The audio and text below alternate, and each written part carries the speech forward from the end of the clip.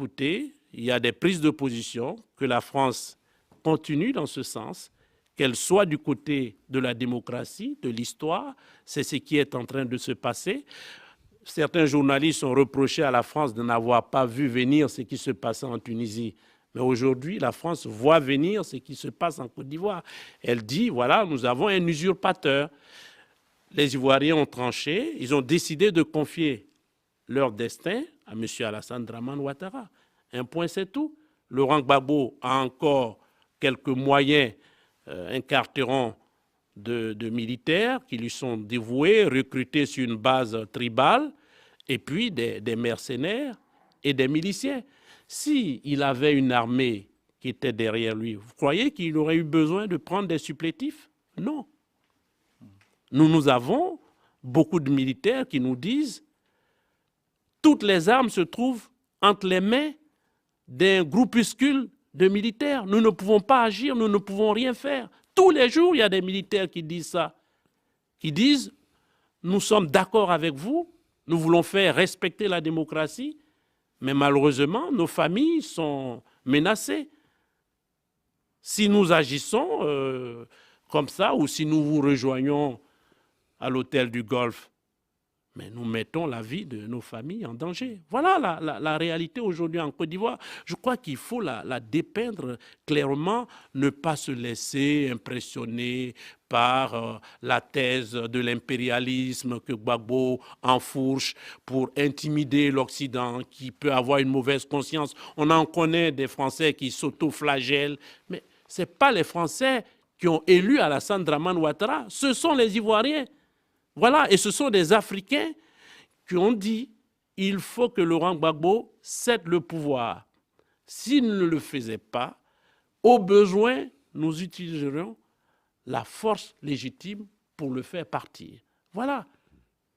C'est ce risque ou cette peur des armes qui a fait que les appels à la grève générale, par exemple lancés par M. Ouattara, n'ont été que très très peu suivis d'effet. Ce n'est pas vrai non plus.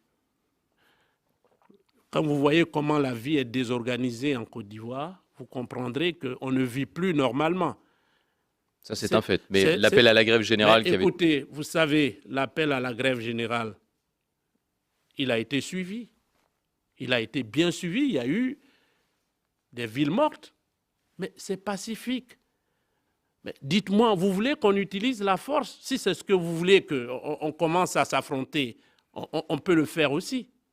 Mais on s'est dit, mais y a-t-il besoin, après des élections, de faire tout ce débat, de s'éterniser là-dessus, de savoir si on doit respecter ce que les Ivoiriens eux-mêmes veulent, ont décidé? Mais s'il y a des élections, il y a toujours une majorité et il y a une minorité. Il se trouve que Laurent Gbagbo est minoritaire. 8 points d'écart, c'est quand même important, monsieur. Vous diriez aujourd'hui que le temps joue pour Alassane Ouattara ou contre lui? Le temps joue pour Alassane Ouattara, parce que chaque jour qui passe, nous avons des soutiens intérieurs. Et chaque jour qui passe, la communauté internationale raffermit sa position. La preuve, je suis là aujourd'hui. Je suis ambassadeur de la Côte d'Ivoire. Je présenterai mes lettres de créance cet après-midi au président Nicolas Sarkozy. Je suis là. C'est très important. Les États-Unis également vont accréditer notre nouvel ambassadeur. On ne peut pas narguer toute la communauté internationale. Laurent Gbagbo s'est mis au banc de la communauté internationale. Il est asphyxié, il est étouffé. La seule arme qu'il ait actuellement, où je vous parle, c'est la terreur, c'est d'assassiner des Ivoiriens. 270 morts en 2 mois. En 2 mois. C'est le prix du sang. Parce qu'on n'est pas d'accord avec Laurent Gbagbo, parce qu'on n'a pas voté pour lui, on est en danger. Des femmes se font violer pour cela. Des gens se font couper les mains en Côte d'Ivoire parce qu'ils sont du mauvais côté. Écoutez, nous sommes du bon côté, du côté de la démocratie. Et nous continuerons de mener ce combat. Nous n'entendons pas transiger sur ce principe fondamental, celui du respect, du verdict, du peuple. Laurent Gbagbo n'est pas le peuple ivoirien, il est disqualifié pour parler au nom du peuple ivoirien aujourd'hui. Est-ce qu'il peut y avoir un compromis en passant par la réorganisation du vote dans certaines circonscriptions contestées? Ce n'est pas possible. Le Conseil constitutionnel avait le choix soit d'entériner les résultats, soit d'annuler le scrutin et, selon la loi, d'organiser de nouvelles élections 45 jours après la date de l'annulation. Il a choisi d'inverser les résultats. C'est à l'issue d'un scrutin ouvert, transparent, démocratique que M. Alassane Dramane Ouattara a été élu président de la République de Côte d'Ivoire. C'est indiscutable. Tout le monde en a témoigné. Donc il n'y a pas de compromis politique possible. Il n'y a pas de compromis possible, qu'il cède le fauteuil, c'est tout. Vous savez, il y avait des observateurs étrangers, africains. Tous les observateurs convergent sur le fait qu'il n'y a pas eu d'acte qui ait pu entacher la sincérité du scrutin. Les administrateurs, les sous-préfets, les préfets, tout le monde atteste de cela. Laurent Gbagbo avait envoyé 1500 militaires au nord de la Côte d'Ivoire. Mais tous considèrent qu'il n'y a pas eu d'empêchement au vote. Je ne sais pas de quoi on parle. Il a contesté les résultats de quelques bureaux de vote. Ça représente 90 000 électeurs, même si on en tenait compte. M. Ouattara serait toujours vainqueur. Voilà, c'est un hold-up électoral. Vous vous souvenez, vous connaissez M. J'oublie votre nom. Pierre Aski.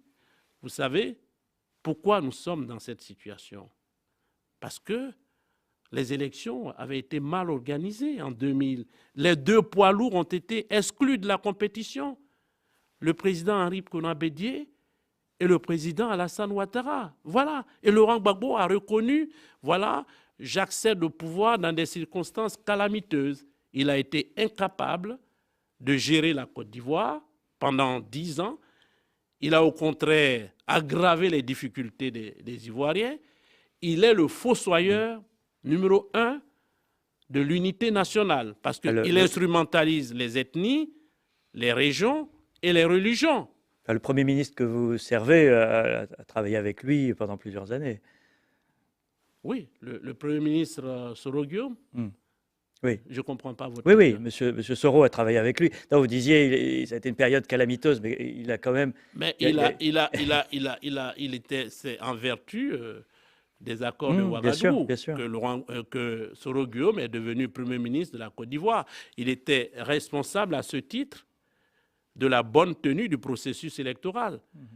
N'oublions pas que ce processus électoral, il a été mis en place avec le soutien de la communauté internationale, à travers la certification, à travers la facilitation du président Blaise Compaoré. Au commencement était la communauté internationale. Il n'est donc pas surprenant de retrouver la communauté internationale à la fin. Au résultat, nous avons eu plusieurs accords et c'est sous l'égide de Thabo Mbeki qu'il a été décidé de mettre en place cette certification qui a été sanctionnée par une résolution des Nations Unies. Toutes les parties ont signé, y compris Laurent Gbagbo, qui a dit « Moi, je suis d'accord pour éviter qu'il y ait des contestations, de signer. » C'est pour cela qu'il y a cette certification. Mais au premier tour, personne ne s'est plaint. Tout le monde était d'accord avec les résultats. Mais les résultats au nord, c'est sensiblement la même chose qu'on a retrouvé au second tour. C'est de la mauvaise foi. Arrêtons ce petit jeu. Arrêtons d'accorder une oreille attentive à ce que Laurent Gbagbo dit. Vous savez, je suis diplomate aujourd'hui, il y a des termes que je ne veux pas utiliser, mais il excelle dans le mensonge. Il prospère dans la crise et pendant ce temps, le peuple désespère. Merci, monsieur l'ambassadeur Ali Koulibaly, ambassadeur de Côte d'Ivoire en France. Merci d'avoir accepté l'invitation de Parlons Net avec cette semaine Pierre Aski de Rue 89. Parlons net et parlons clair. C'est ce Je crois que que c'est j'ai ce que fait. vous avez essayé de faire Merci au cours de beaucoup. cette émission. Hervé Toutain également du service Monde de France Info était avec nous. Merci beaucoup. Merci.